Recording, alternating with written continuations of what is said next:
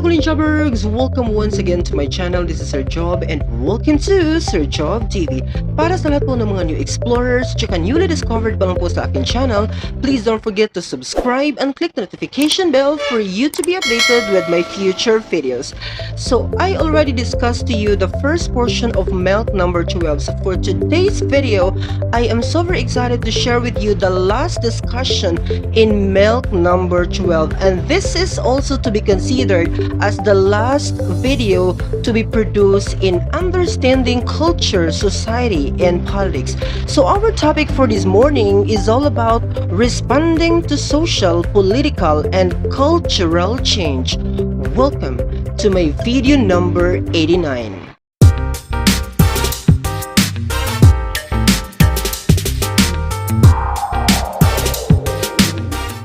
So good morning once again, Golden Jobbergs. Today is February 18, 2021, and today is Thursday. So welcome once again here sa ating discussion in understanding culture, society, and politics. So I am so happy that finally we're on the last video in this particular subject. Thanks God for the opportunity that I was able to surmount this particular challenge, no, yung 12 MELCs discussion in UCSP challenge na akin pong tinanggap as a teacher of this particular subject. So thank you, Lord, for the strength and wisdom that I finally conquered discussing these particular topics.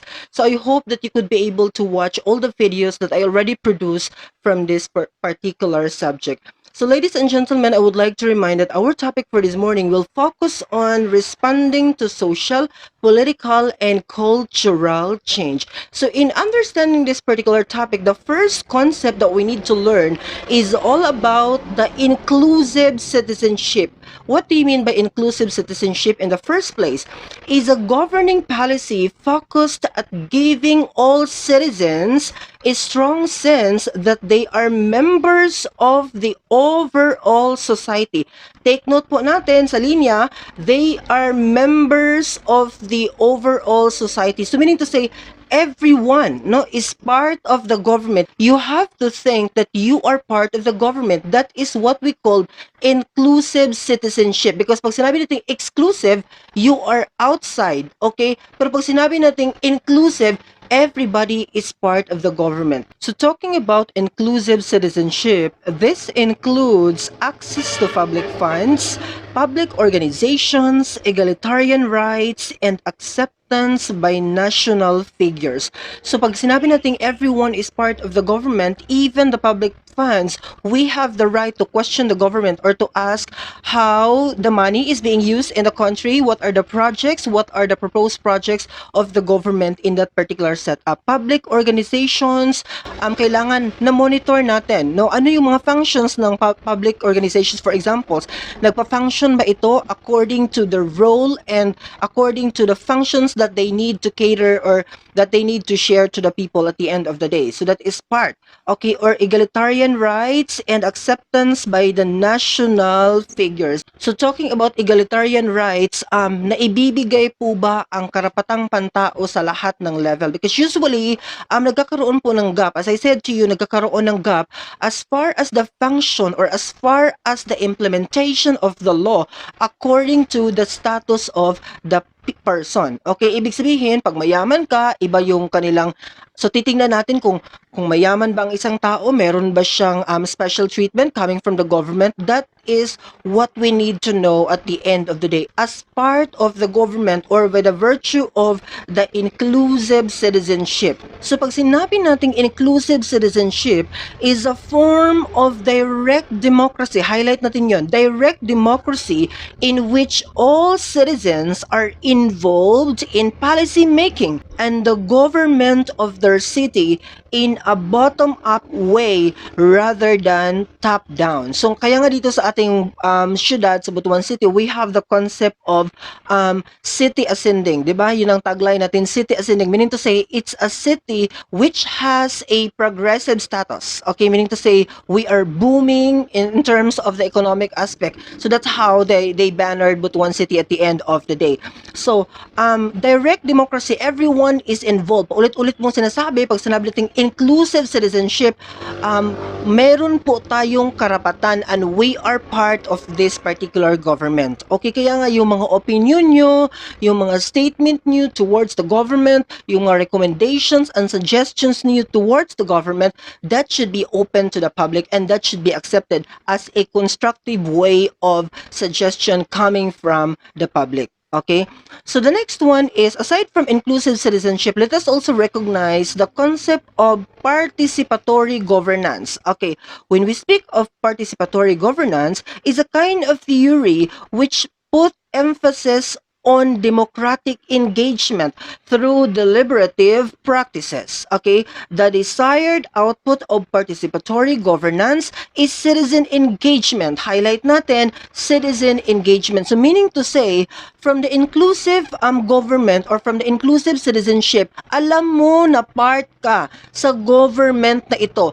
Alam mo na meron kang mga rights, okay, and privileges na dapat ma-enjoy as a citizen of this country. 'Di ba? Alam mo 'yan. So ibig sabihin, right after knowing your rights as a citizen of this country, you have to work actively. You have to involve yourself actively in everything that is happening for your country, because at the end of the day, that is what we considered as participatory governance. Okay, meaning to say, you involve yourself to anything that is happening for your country at the end of the day. That's why naka-state dito, citizen engagement, okay, or democratic engagement at the end of the day. Participation is a fundamental goal of most government institutions. Okay, this is very common to all administration in the world. Talagang ang pino-point out nila is kailangan maging part ang kanilang people to every decision that they need to make for their country at the end of the day. The right to participate in the society's decision-making processes has been accepted as a basic human right. So meaning to say, basic human right, like for example, the right to vote. Okay?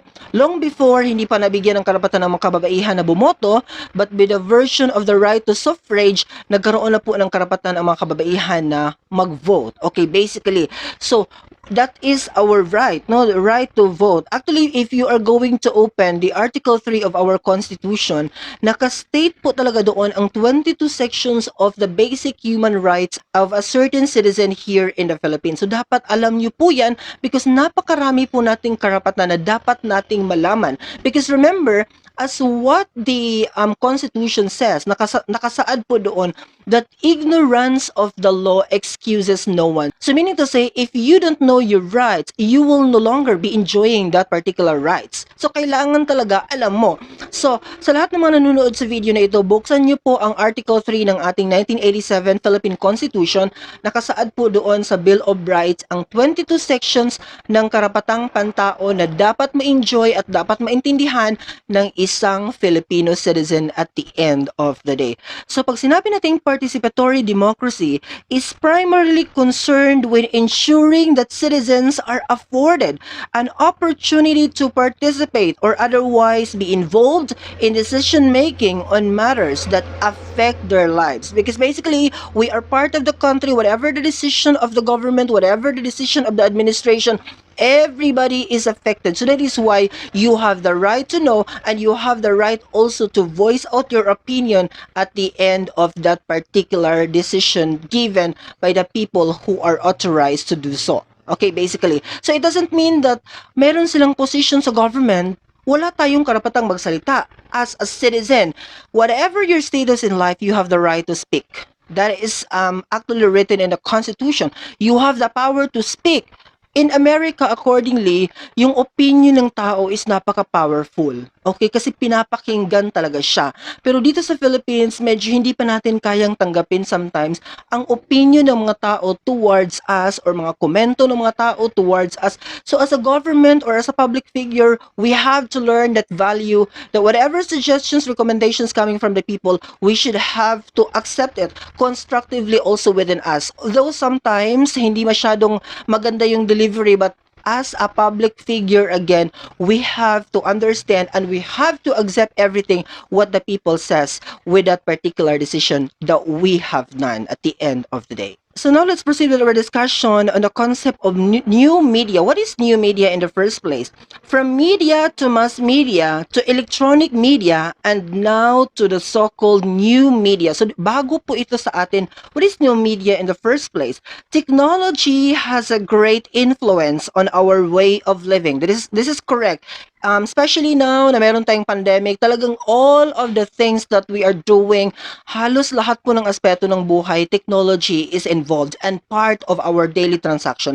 Siguro without technology, I don't know if we could be able to survive in this particular pandemic. Siguro ma-stop lahat po ng mga transactions, but because there is technology, we still continue to function as the way how we did our lives prior to the pandemic. So technology has a great influence to all of us at this very generation. And it also widens our social circle, correct? It also widens our social circle kasi because of social media, we could be able to connect with different people from different parts of the globe. Unlike before, it's hard for you to communicate other people from outside from your country, or even in your country, it's really difficult for you to communicate. But nowadays, because of technology, we could be able to reach out people from different places immediately. So it is really correct that technology widens our social circle. So new media is a generic term for the many different forms of electronic communication that are made possible through the use of computer technology. Is a generic term. So when we are speaking of mass media, electronic media, itong mga bagay na ito, they are considered as new media. Okay? So, ano pala ang ibig sabihin ng mass media in the very first place? Let us recognize para maintindihan natin paano nag-transcend or paano nag-involve ang mga terminologies na ito. Pag sinabi nating media is the communication outlets or tools used to store and deliver information or data. Okay, this is usually the function. The term medium, the singular form of media, okay, is defined as one of the means of or channels of general communication, information, or entertainment in society, okay? As newspapers, radio, or television. So lahat po ng medium of communication, that is what we call media. Whether it is electronic or not, that is what we call media. Kasi nakalagay dito, newspapers, radio, or television can be considered as media. Okay, that is general form. Lahat ng tools, okay, na gagamitin mo or lahat ng equipment na magagamit mo in order for you to disseminate the information, that is what we call media. So we also have the mass media. Kanina diniscuss ko sa inyo yung media. Ngayon, mass media. What is mass media? Mass media refers to a diverse array of media technologies that reach a large electronic audience via mass communication. So, dito mas nag-level up. Mas na-widen yung kanyang naaabot or nare-reach ng mga tao because nakalagay po dito, highlight natin pag sinabi nating mass media, a large audience via communication. So usually, gumagamit na po tayo ng technology in reaching different people from the rest of the globe here sa mass media. Meaning to say, we are talking with the audience right now. Kasi kanina sa media, pag sinabi nating media, ang pinag-uusapan natin is ang mga equipment, ang mga tools na gagamitin mo in order for you to communicate. Pero pag sinabi kong mass media, ang focus natin dito is the large audience or ang viewers po ng show na yan, for example, na ginagawa mo, yan po ang focus natin pag sinabi nating mass media. Who are the listeners of that particular show? Yan po ang tinatawag nating mass media. Meaning to say, the viewers, the audience, the large audience of that particular show, that is what we considered as mass media. The other term is, meron din po tayong talking about new media, we also have here the electronic media.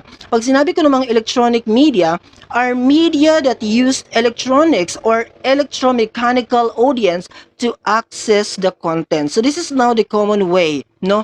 Kasi although meron pa rin mga newspapers, magazines, journals, and everything else, pero usually po natin ginagamit ngayon is mga electronic media na po. Gadgets that we have, usually in communicating different people, yun na po ang ginagamit natin, technology. So that's what we considered as mga electronic media. So everything that uses electricity, that can be considered as electronic media. So meron din po siyang mga disadvantage kasi pag sinabi natin newspaper, umulan, umaraw, walang kuryente, talagang pwede mo siyang basahin, di ba? You can still communicate with people.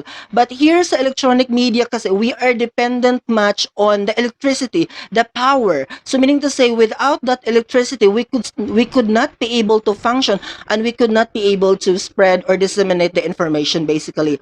But that is what we so-called electronic media. Okay, yung gumagamit po ng power, electricity, lahat ng mga technologies or gadgets that we're talking about, that can be considered as part of the electronic media at the end of the day. So the other one, yung pang-apat talaga or the highlight or sinasabi natin kaninang generic, okay, term of all these things that we are talking right now is the new media, okay, are forms of media that are computational and rely on computers. Highlight natin, rely on computers for redistribution.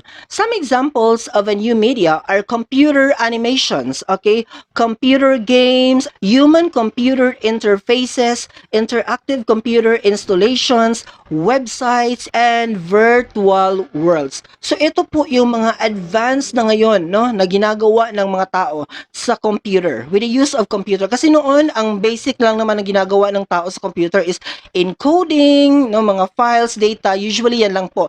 But in today's generation, we are hooked into mga animations, mga computer games. Usually common ito sa mga kabataan noon. Napakadaming mga online games right now na nilalaro po ng ating young generation, mga human-computer interfaces, mga installations of different applications, no, na pwedeng i-apply ng isang tao. So meaning to say, pag sinabi kong new media, this is the advance, okay, formation of technology or the uses of technology. This is how we are going to adapt as a person.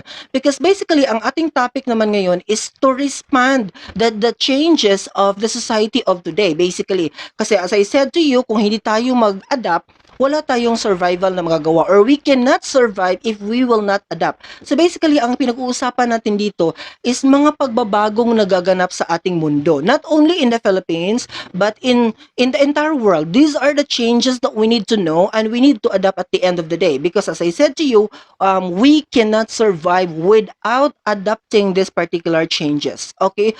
So meaning to say, as a teacher of 21st century, for example, or whatever job you have or wherever status you might be a student right now, you really need to adapt the changes. Okay? Kung hindi natin alam, kailangan nating aralin talaga. Lahat ng bagay sa technology actually can be learned. Napatunayan ko po yan sa sarili ko because before, as a vlogger na nagsisimula pa lang, hindi ko po talaga alam kung paano mag-edit ng video and anything about YouTube. But nagpa-tutor ako, talagang inaral ko siya because I really need, no, na mag-survive also with the kind of situation that we have right now. So, nung ilang weeks po na training, nakuha ko po talaga how to edit a video, how to create a thumbnail, and everything else about YouTube. So basically, napatunayan ko sa aking sarili na with this particular new media that we are talking about, lahat ng bagay dito can be learned actually. Just give an ample time for you to expose yourself in order for you to get into with the kind of new things that is being introduced to us by this particular society, ladies and gentlemen. So basically, the point is we need to adapt the changes in our present generation. So aside from media, we have also here the concept of social networking. Pag sinabi kong social networking is a more casual form of social media, okay? The most popular example is Facebook and a lot more na mga social networking na pwede nating magamit, no? Kasi as a person na meron akong YouTube channel ngayon, kailangan po na updated ka sa yung mga Twitter. Ngayon, nagsisimula na rin po ako sa aking Instagram. And napakadami pong mga networking sites na kailangan mong ma-enjoy. Kayo, may TikTok, hindi ko pa kayang TikTok, so baka in the future pa yan. But social networking site, pinaka-famous kasi napakarami pong talagang gumagamit nito is ang Facebook because everybody, I think in the world, maliit na lang po ang population na wala pong Facebook account but usually meron po talagang mga Facebook account. So, kaya pinaka-popular po siya when we are talking of social networking.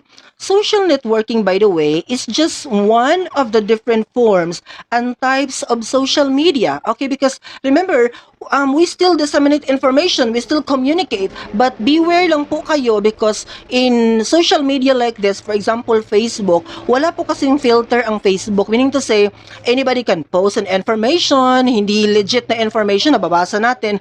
So as a person na nagbabasa, gumagamit ng mga social networking na ito, we need to be vigilant also. We need to be critical also in analyzing the situation.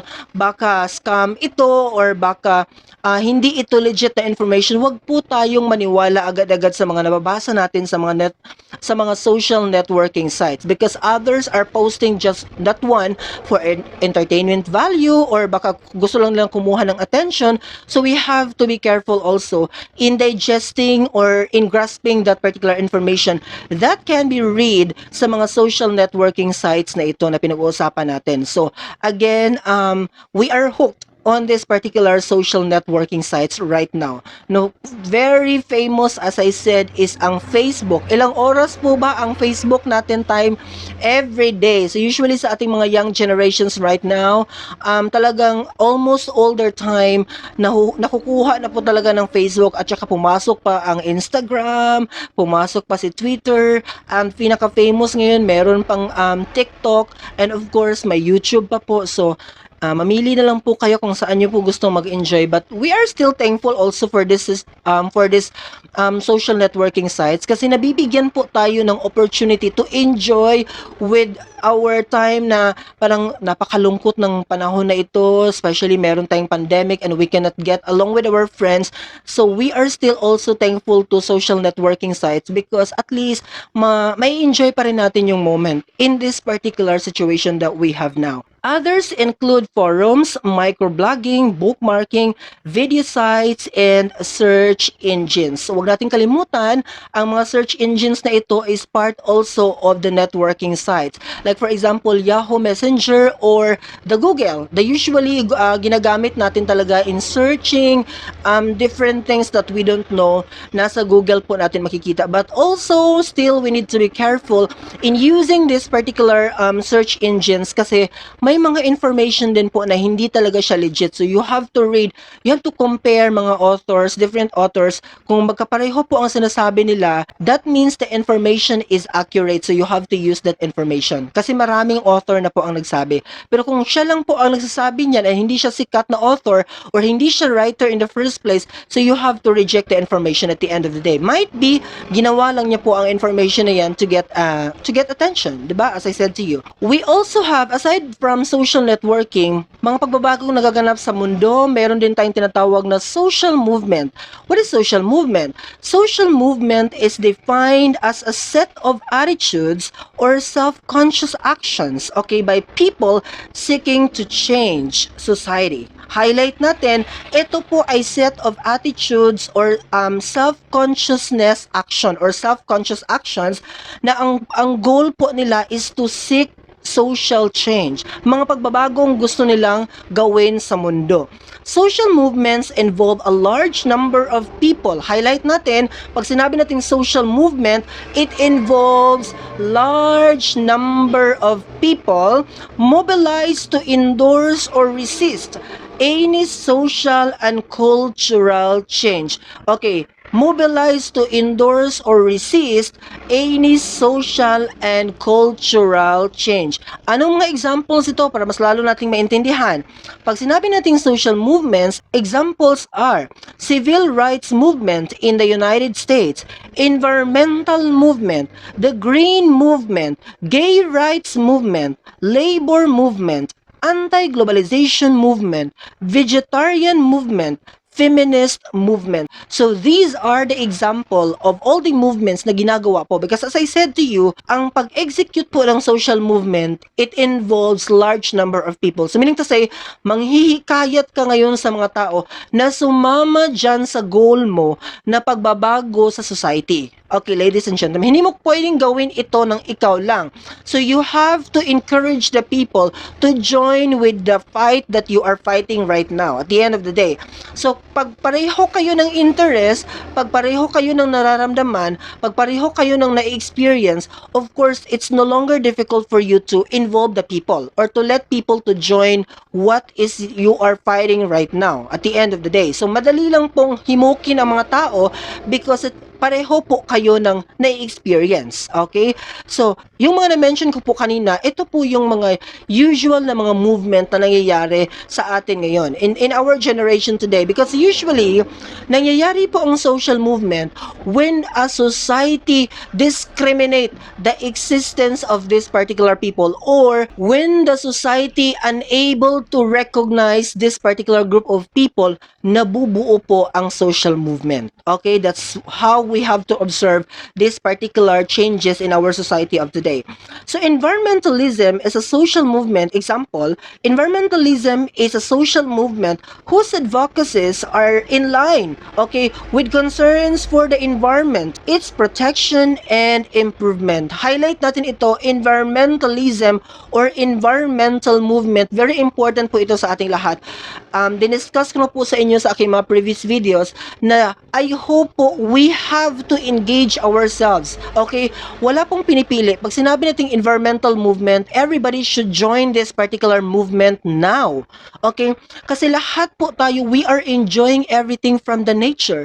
Wala pong taong hindi nag-i-enjoy ng beauty of our nature and everything from the nature. Lahat po tayo ay nagsusurvive because of nature. So if we are having this environmental movement right now, we have to join. You join and I will join also. You have to plant trees and I will plant trees, and a lot more that we can do. So we are thankful kasi nung nagkaroon ng pandemic, dumami po ang tinatawag nating mga plantito, mga plantita in different parts of the globe. Yung mga flowers na yan, nakakatulong din po sa atin yan na magbigyan tayo ng mga oxygen. Ang dumami po ang mga living organisms, no, na nagbibigay po sa atin ng oxygen at the end of the day, and kumukuha din po ng ating mga carbon dioxide. So, meron po talagang contribution ang mga tinatawag nating mga famous na mga plantitas at saka mga plantitos here in our country. I don't know with the other country if meron po ba silang ganyang mga version, pero dito po sa Philippines, ang dami pong nagtatanim because of that particular pandemic na nabuo. So, we have to join the environmental movement. Wala pong pinipili. As I said to you, lahat should be involved with this particular movement. Feminism is for women's liberation movement. Okay, ito naman po ay mga karapatan ng mga kababaihan na gusto na po nilang ma-highlight at mabigyan po ng attention with the government. For example, any parts of the globe, talagang ito po ang daing nila, that women in the society should be given attention and should be given protection also from the government, because women in the society are considered vulnerable. Okay, so that is why they are asking also for protection coming from the government. So we should have to respect as a person. Anybody should respect this particular group of people at the end of the day. It is a feminist movement which is a series of political campaigns to push for reforms on issues involving women such as reproductive health, domestic violence, this is common, fair labor practices, kasi may mga gusto nang gawin ang mga kababaihan natin ngayon, trabaho ng panlalaki, gusto nilang i-work out pero hindi sila binibigyan ng right, so isinisigaw po ito ng kababaihan ngayon. Political suffrage, of course, na ibigay na po sa kanila. I don't know with the other countries kung meron pa ba, but usually, almost all the countries right now is mayroon na pong karapatang kababaihan na bumoto. And in fact, marami na pong mga bansa ang nag-aalaw ng isang babae to become a leader of their country, because noon po kasi lalaki lang po ang binibigyan ng right na maging leader of a certain society, but in today's generation, as part of the changes of our society, nabibigyan na po ng karapatan ang kababaihan na maging leader din din po ng ating bansa. Of course, the right to vote is already given to them. And isinisigaw din po nila ang sexual harassment kasi common po ito na nangyayari sa ating mga kababaihan. So that is why as part of feminist movement, isinisigaw po talaga nila ito, the protection against sexual harassment. So sana po, pag sinabi nating social movement, whatever the movements you are doing right now, alam ko na para ito sa pagbabago ng ating bansa. Para ito sa pagbabago ng inyong bansa. May it be given attention to the government really. Bigyan po natin sila ng solution because nag-create po sila ng movement, meaning to say, meron pong problemang nangyayari. So I hope that the government is also open to think about these particular movements on how the government should solve the problem of this particular people at the end of the day. So that will be all for this morning. I hope you learned something from this video and I hope that you will share this video to your friends and to anybody else that you think na ngailangan ng video na ito. Asahan niyo po that Sir Job TV will continue to discuss more meaningful discussions, especially in the field of social sciences. Thank you once again for watching. Bye-bye!